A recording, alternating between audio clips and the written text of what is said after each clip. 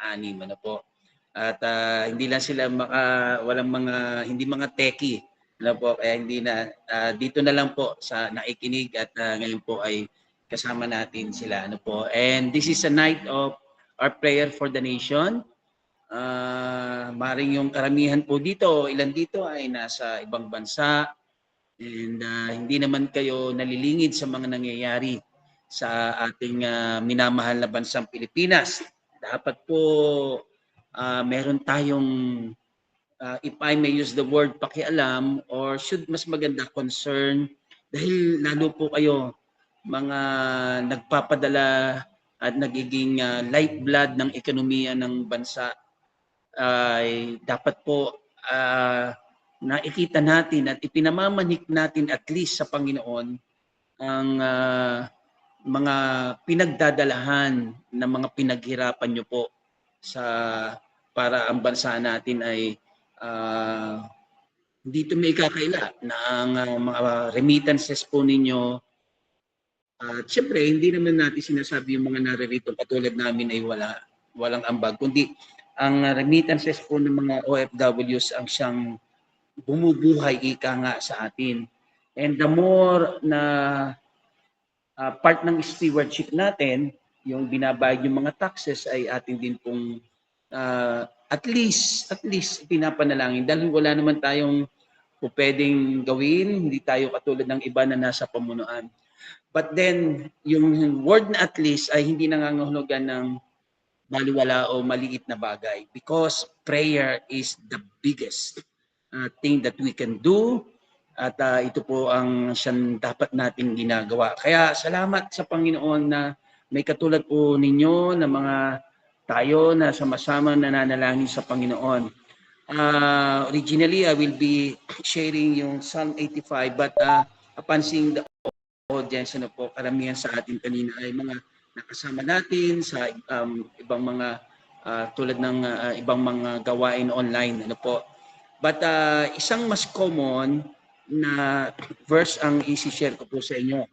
But alam niyo po, lagi ko sinasabi na ang salita ng Diyos ay mga Pilipino mahilig sa kanin, di ba? Pero wala kailanman o bihirang-bihira siguro yung mga Pilipino na nagsawa sa kanin.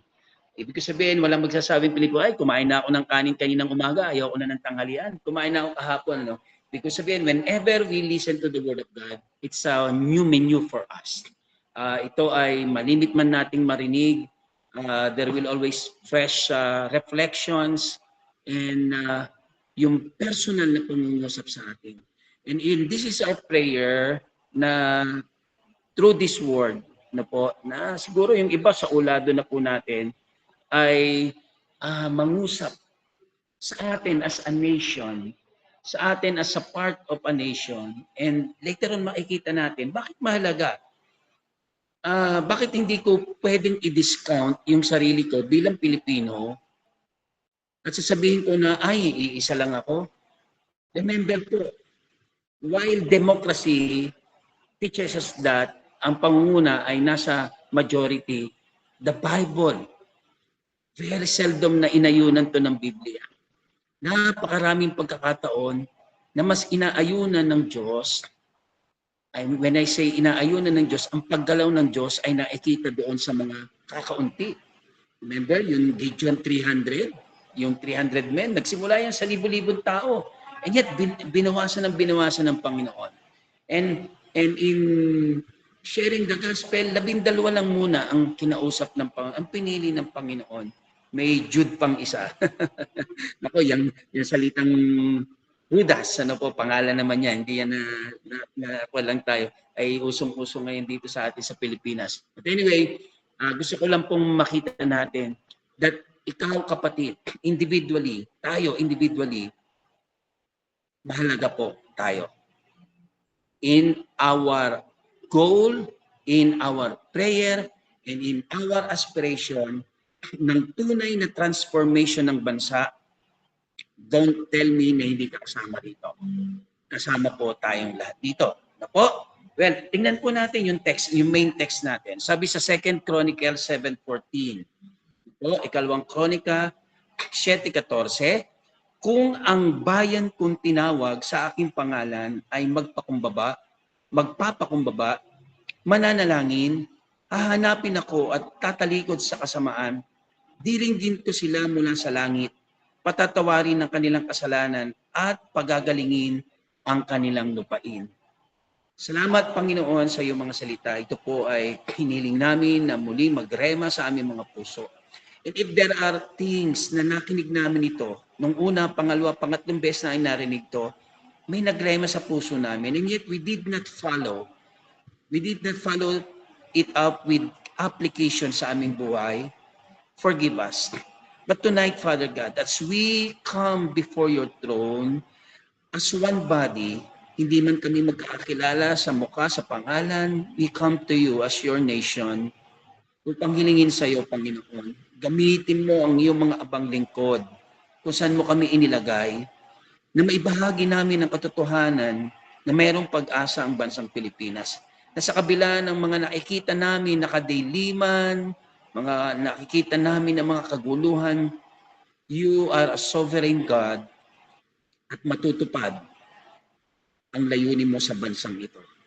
And you have a mandate for this nation, and that Philippines will be a sending nation, missionary sending nation.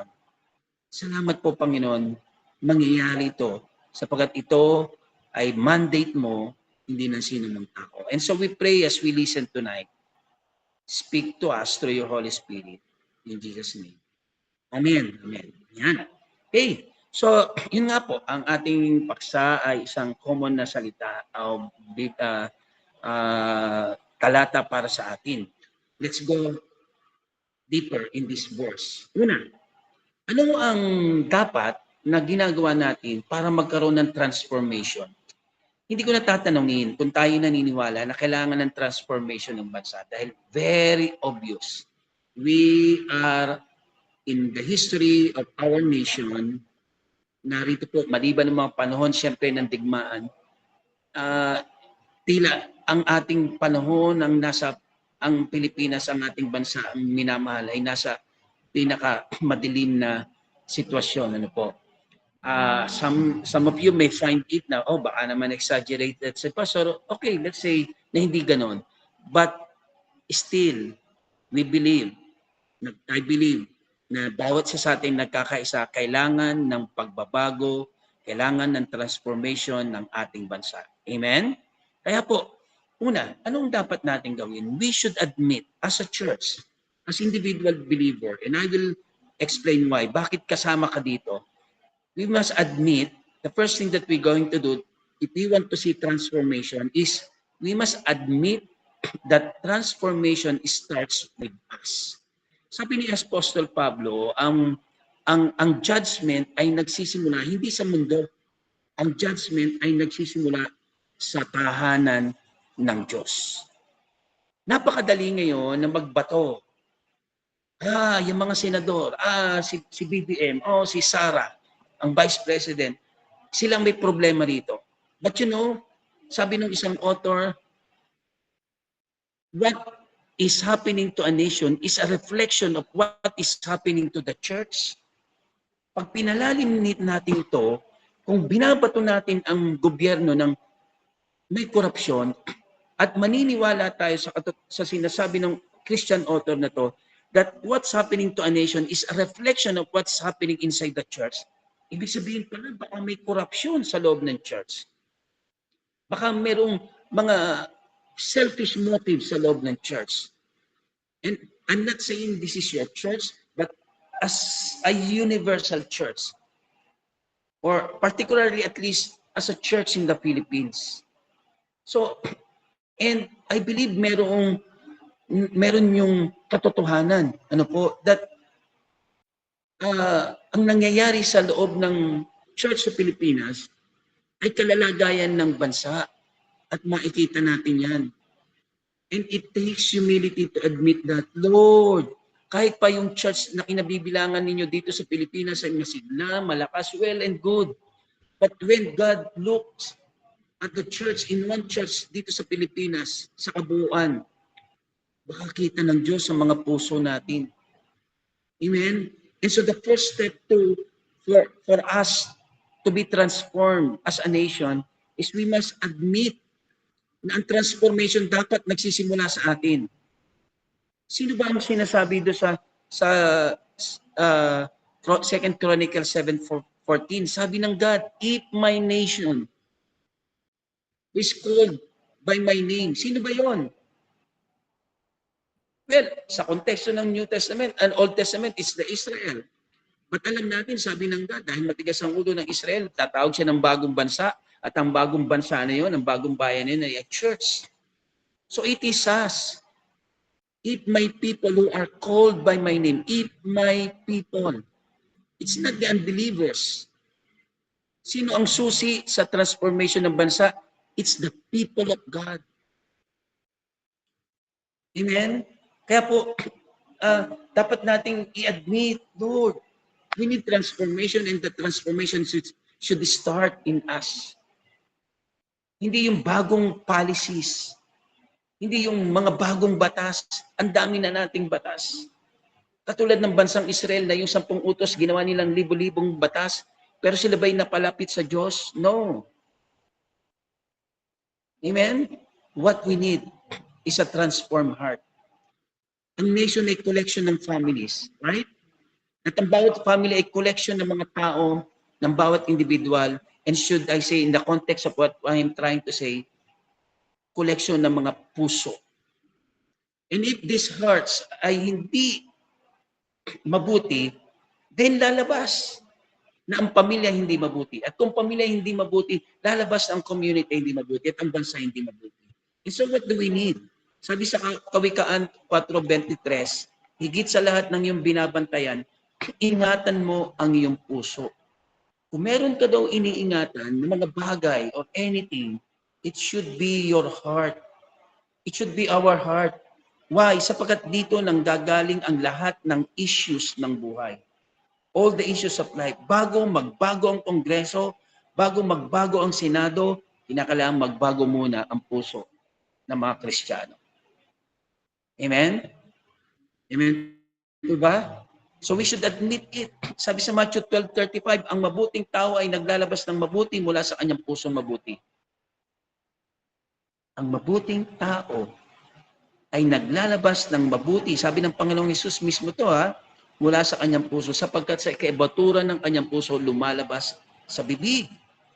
Corrupt nation, kasi corrupt ang mga puso. And admittedly sometimes, yung mga anak ng Diyos ay hindi ligtas sa corruption ng mga puso na ganito. We can see that in our leaders, mga national leaders natin na supposed to be Christians or not supposed to be Christian, na Christians na nga. And yet, kita nyo iba-iba. May Benny Abante tayo, may Joel Villanueva, may Cayetano tayo, may Gatchalian tayo, may maraming mga Kristiyano. Pero iba-iba sila ng kampo, iba-iba sila. At dahil mayroon silang iba't ibang mga pananaw, hindi sasala na may mga mali ang puso dito. Hindi lang po pwedeng magkakaibang opinion, pare-parehong tama. No. And so, we need to admit, Lord, if my people, it is us, God. It is us, not the government. Yes, the government, may corruption dyan Nandiyan na yan Ano bang aasahan natin? Ang prince of this world ay si Satanas. And the cosmos, or yung word system, is, is prince of the air, which is Satan. Pero ang nakakapagtaka is, if the people of God nakukurap ang puso. Amen? And so what do we need to do upon hearing this? We need na bago natin i-blame ang sistema, tanungin natin yung sarili natin, ano ba yung sinasabi ko? Out of galit ba?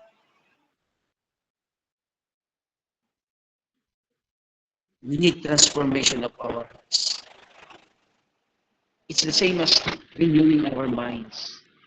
It starts from the heart. And it shows. Amen? Ikalawa po, upon admission, na tayo sa ating nagsisimula dapat ang transformation, we need to acknowledge that we must be the first ones na gumalaw. At ano yung ipinapagawa sa atin ng Panginoon? Again, ang dali nating sabihin, oh, magpakababa ka na, Cayetano, magpakababa ka, Joel, magpakababa ka, kasi mga Christians to, Benny Abante, mga magpakababa ka, Win Gatchalian. Ito pong ina ni Win Gatchalian ay pastora, at pati yung kanyang tiyahin is pastora, nakakasama namin yan noong panahon ng pandemic sa mga Zoom meetings dahil kami nagte-training po. Ano po, and even physically, and they are Christian. Ano po, at sasabihin natin, oh, magpakababa kayo. But you know, again, going back to our text, if my people, kasama sila, not the government, because what's happening in the church, it shows do sa ating bayan, sa ating bansa. Kung ang bayan kung tinawag, ano daw po yung gagawin natin? Tayong unang mag-humble. Humble themselves. Sabi sa 2 Chronicles 7:14. Magpapakumbaba. Sabi sa Santiago 4:6, sinasalungat ng Diyos ang mapagmataas, ngunit binibigyan ng biyaya ang mapagpakumbaba. Bakit nananakaw ang pera ng bansa? Kung binebless ng God ang nagpapakumbaba, nakita niyo po, sinasalungat ng Diyos ang mapagmataas, ngunit binibigyan ng biyaya ang mapagpakumbaba. If God is seeing this nation, and when I say nation this night, mas maraming tumutukoy ito sa church, and then the Philippines must be blessed. Dapat pinagpapala ang Pilipinas. Dapat yung tithes, or sometimes we can call it tax, hindi nawawala. Di ba? Sa konteksto ng sa church, yung tithes, dapat dinadala ng buo, binibigay sa Panginoon, at sabi ng Diyos, sasawayin niya ang magnanakaw, sasawayin niya yung mga tanga. Amen? Now, we bring it to the context ng nation. Dali natin to sa konteksto ng bansa. You give your tax, give your tithes in the form of your taxes. Hindi dapat to nananakaw. Pero bakit nananakaw? Kasi hindi, sabi ng Lord, pag dinala natin, naging tapat tayo, nagpakababa tayo sa Panginoon, He will bless us. Dapat may protection. Yung mga tithes, mga taxes natin. And the things that we should do na unang-una tayo dapat gumagawa is to humble ourselves. Bakit watak-watak ang bansa? Bakit sugatan si Juan de la Cruz? Because of pride. Di ba? Ang tindi. May mga ebidensya, pero hindi aakuin. At tapos yung mga dating nag-iingay, ngayon magkakasama. Yung dating magkakalaban. Bakit? Because of the pride. We must start with ourselves. Lord, tulungan mo pa kami magpakumbaba.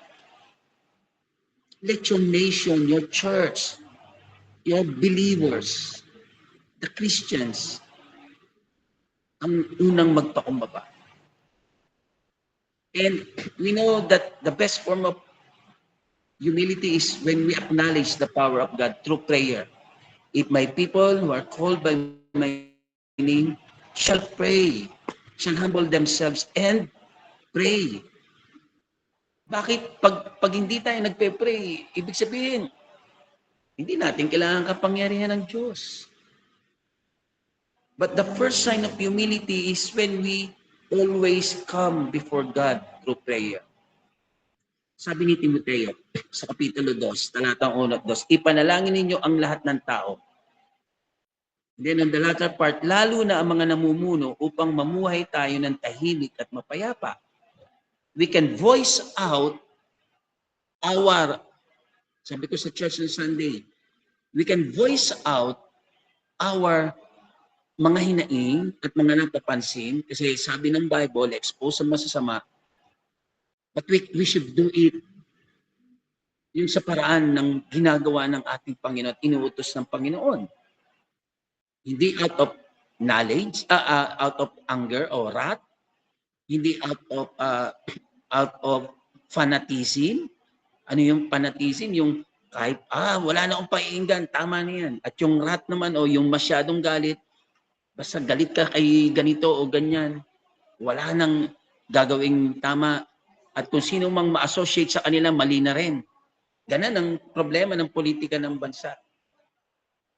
But we should, while you are voicing out yung mga nakikita na nating mali, you do it with love, and you can pray, because you cannot pray for someone na galit ka.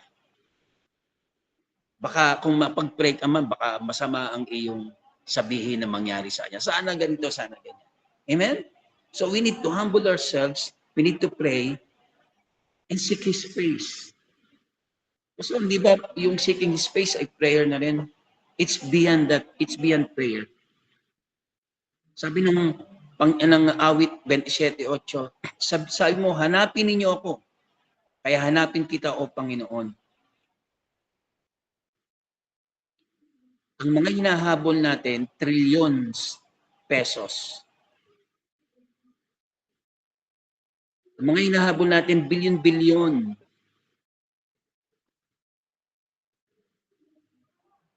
Pero wag nating kalimutan, sabi ng Lord sa awit 27:8, hanapin ninyo ako. Habulin muna natin ang Panginoon. Wag lang yung blessing ang habulin natin. Hanapin natin si Lord. Baka mamaya pinahintulutan ng Panginoon to humble us, for us to be found more on our knees.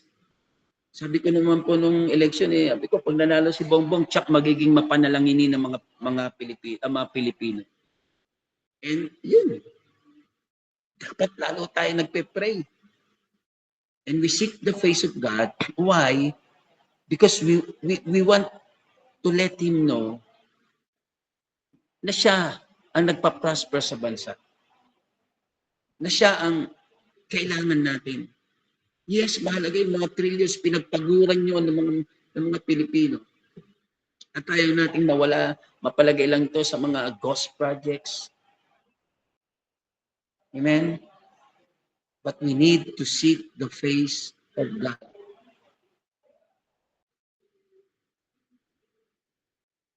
Above everything, kailangan hanapin natin ng Panginoon. At tayo ang unang gagawa nun. Tayo ang unang mag-humble, tayo ang unang magpe-pray, tayo ang unang maghahanap sa mukha ng Panginoon, hindi kung sino mang personalities. Amen? Kaya hindi yung, baka lumalabas sa tingin ng Diyos. Ang lumalabas, ang kailangan na namin, ang tagapagligtas namin ay si Sarah, ang tagapagligtas namin si BBM, si Cayetano, si Gatchela. Hindi po. We seek the face not of these politicians, but we seek the face of God. And the next one is very, very important. Sabi, turn from wicked ways. Tumalikod sa kasamaan. Aba, pastor, hindi naman kami, wala naman kaming ginagawa. Of course, when we are in this country, damay-damay yan. What I mean by damay-damay is we identify, hindi man tayo yung nagnanakaw, we identify ourselves. Kita nyo, sina Moses no, ng intercession nila. Hindi man siya ang gumawa ng kamalian, sasabihin niya, patawarin mo po kami. Nagkasala kami sa iyo.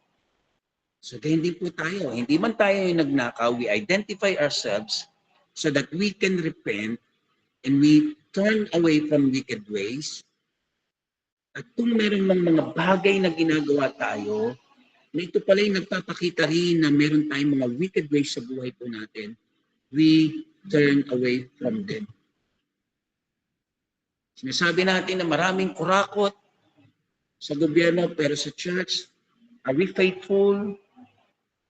Sabi nga ni Sister Beverly kanina sa umpisa, are we faithful with our pagsunod sa asawa, with our work, with our ministry, with our tithes?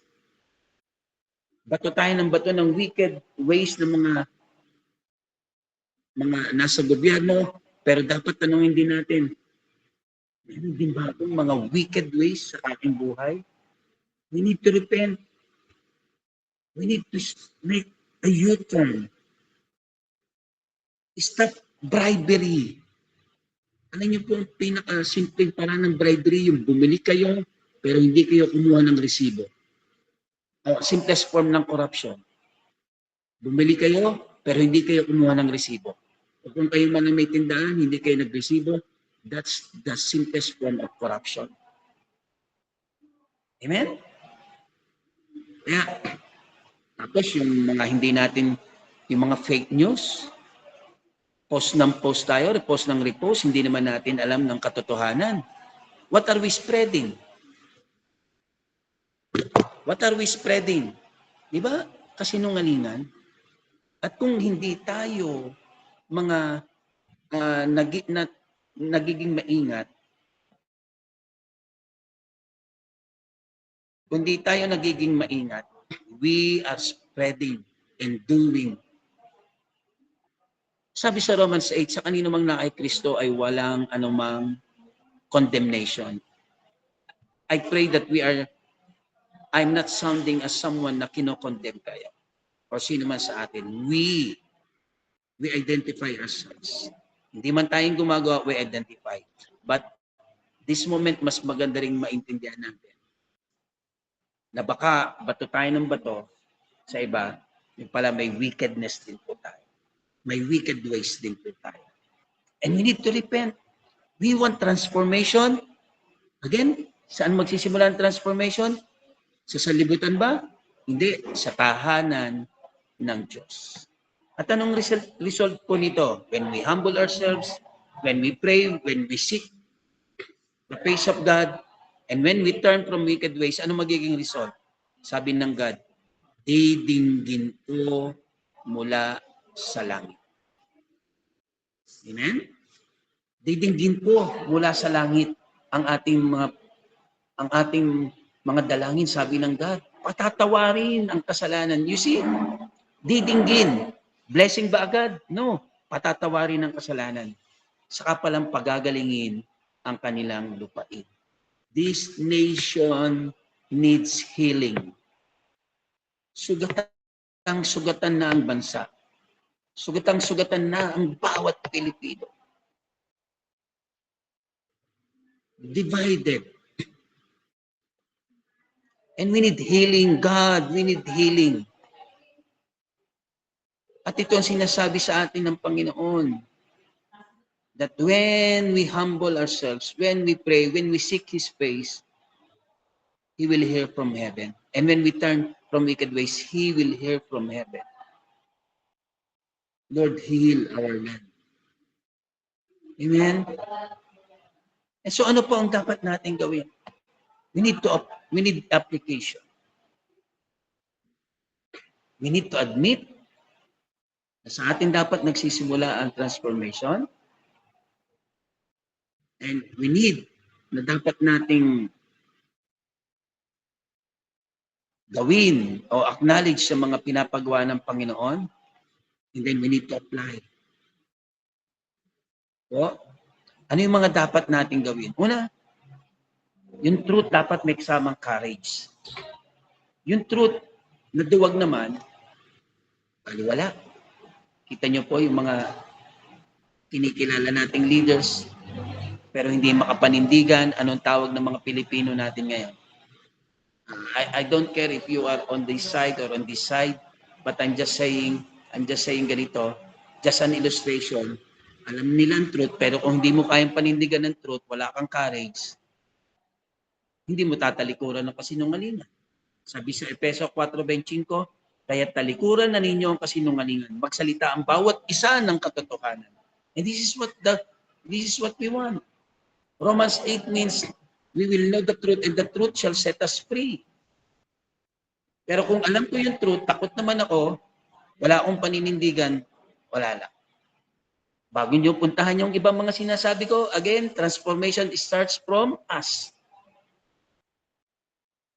I know the truth. Pero ang ginagawa ko, nananahimik lang ba ako? Is the church a political? No. Sabi sa Proverbs, tulungan ang mga walang justice, ipagtanggol ang mga mahihirap. Sa atin yun. God is talking to us. So we need truth and courage. Combination ng truth at ng tapang. Ano po? Sa taas, mga leaders na hindi nagnanakaw. Sa baba, mga citizens na hindi nagja-justify ng mali. Stop being fanatic. Hindi lang nakabubulag yung fanatism. Ano yung fanaticism? Basta ako, makaganto ako. Ano naman ang isa pa nakabubulag? Yung wrath o yung galit. Dahil galit na galit ka doon sa dating presidente o kung sino man, lahat na lang i-associate doon. Kaya bulag na bulag ang mga Pilipino. Because of fanaticism, kay ganto ko, galit ako kay ganto, galit ako kay ganto. What we need is truth and courage. Ikalawa po, we need honor over hate. Amen? Sabi sa Romans 12:10, magmahalan kayo bilang tunay na magkakapatid at pahalagahan ninyo ang iba ng higit sa inyong sarili. Kahit magkaiba ang political color, hindi naman ibig sabihin ng unity, pare-pareho ang iniisip. Kita nyo mga kapatid natin ito, si Benevante Pastor, at hindi naman yung may kakaila, nakakasama namin yung kapatid niya, si Bishop R.A. Bukas, magkakasama po kami sa MOA. Tapos, sina Gatchalian, sina Cayetano, si mga Villanueva. Iba-iba sila ng pananaw. Pero tayo po, the church must honor, we give honor over hate. Sabi sa Romans 13, magpasakop tayo sa lahat ng sa pamahalaan. Kahit hindi mo bet. Di ba? I'm not promoting anyone here, but you see, the humility of Cayetano, sabi niya, okay, pag makatresi kayo dahil yun ang hiningi ng batas, okay lang, kahit ipahiram namin, yan, natuluyan na nga. Quote-unquote, napahiram na si Joel Villanueva. I just use the term, ano po, pero hindi naman siguro ganun. Malaki talagang pressure kay Joel Villanueva. Hindi na sila umapila. Go! May bago na tayong Senate President. Kasi yung transformation na bunga ng hate, tawag doon revolution. Pero yung transformation na bunga ng pag-ibig, yun ang ginawa ni Jesus. At yun ang gusto ni Jesus na ipalaganap natin. Matransform ang bansa, matransform ang mundo, not through hate, but with love. Hindi matanggap ng mga Israelita si Jesus. Ang inintay nila na Mesiyas, yung nakasakay sa kabayong malaki, yung may malaking taba at warrior. Ang dumating nakasakay sa asno, sa halip ng mga magagarang balabal, ang nasa latag niya, inilatag mga damit na ordinaryo at mga palaspas ang hawak. Malayong-malayo sa isang kangkero. Pero sino nakakangker ng mundo? Si Jesus. Amen? So we promote honor over hate. Hindi ko mo yung kapatid natin, napa Duterte, galit na tayo kasi galit tayo kay Duterte. Hindi ko mo napa BBM, galit na tayo dahil galit tayo kay BBM. No. We side with the truth. Sabi ni Pablo, immaturity yung nagsasabing ako'y kay Apollos, ako'y kay Pablo. Immaturity yun. Sabi ni Pablo, dapat kay Kristo tayo. So we side with the truth. Amen? And then, isang bagay din na dapat natin gawin, service over self. The church must be the epitome yung nagpapakita ng sacrifice. Na inuuna natin yung sarili, yung serbisyo, yung paglilingkod before yung ating sarili. Sabi sa Galatians 5:13, maglingkod kayo sa isa't isa sa pag-ibig. Si Jesus mismo, sabi ni sa aklat ng Marcos 10:45, si Jesus ay naparito upang maglingkod.